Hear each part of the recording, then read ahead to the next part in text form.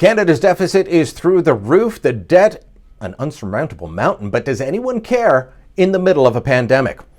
Hi, I'm Brian Lilley, political columnist for the Toronto Sun, and for as long as I've been covering politics, deficits have mattered. Well, maybe not as much over the past several years. Remember, Justin Trudeau was elected on 3 small deficits, just small ones, and they've gone on forever, and he still got reelected despite breaking those promises.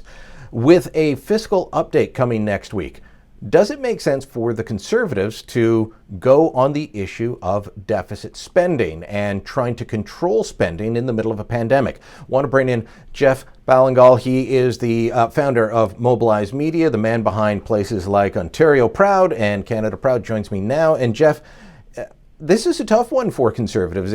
It's in their nature. It's in the nature of people like Pierre Poilievre to rail against deficit spending, but I'm not sure it actually is something that the average voter cares about at this point. I don't think so either. That said, I think most voters do care about government waste. They don't want to see their money wasted. They don't want to see money going to liberal insiders and lobbyists. They don't want to see money wasted and going to, towards, questionable things overseas.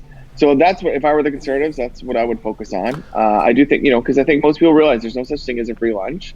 All these bills. Well, there is for MPs and senators on committees, right, and that was discussed recently. There is a free lunch for them, but we're paying for it. We're paying for it. Yeah. So is that, you're someone that advised the O'Toole campaign during the leadership. You're not working for them now, but is that something that you would, if you were still advising, is that you'd be like, hey, boss, look, don't go after saying that we've got to do austerity in the middle of a pandemic. Focus on this waste over here or this insider deal?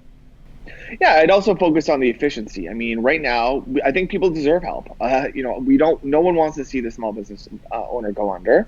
No one wants to see the waitress lose her job or anything like that. I think we want to make sure that people are working. There's people that are hurt. It's not through the fault of their own. That's what I think government is here for, is to protect people who, through no fault of their own, are facing tough times.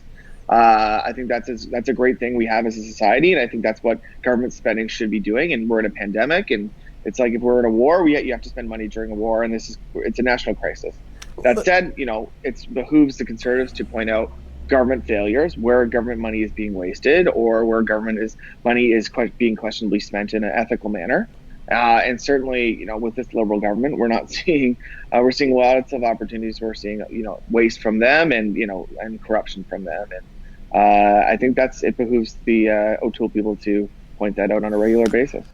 The Conservatives actually did a lot towards improving things like the emergency wage subsidy, the rent subsidy. These programs, when first brought out by the Liberals, were a disaster, and it was the Conservatives, it was the NDP, it was the Bloc that said, "Oh, hold on, that's going to be a mess. Here, help fix that." I'm not sure they got the credit for it, but I think continuing to show where help for Canadians can be effective, I think that's a good thing, because there are people that just assume, well, they're Conservative, they want to take away my $2,000 a month, and I've been forced out of work by government orders in the pandemic.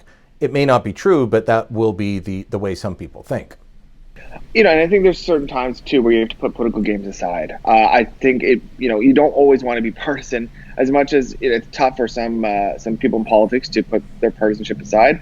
I think Aaron O'Toole and the NDP, I think they've done a very good job in certain aspects of putting the country first. And I think that fits well with Aaron's narrative of being a decent, proud Canadian, who served this country and is trying to serve now in politics. And I think if he's overly partisan, if he's nitpicking, if he's not being helpful, he's being obstructive towards helping people, then I think Canadians are going to remember that. That said, it's his job as opposition leader to, put forward a better vision for the country and point out where the government is failing. And he's also, I think, doing a good job at that. But, this government is failing at a lot of different items, whether it's the vaccine or making sure that the rent subsidies going out well. So there's never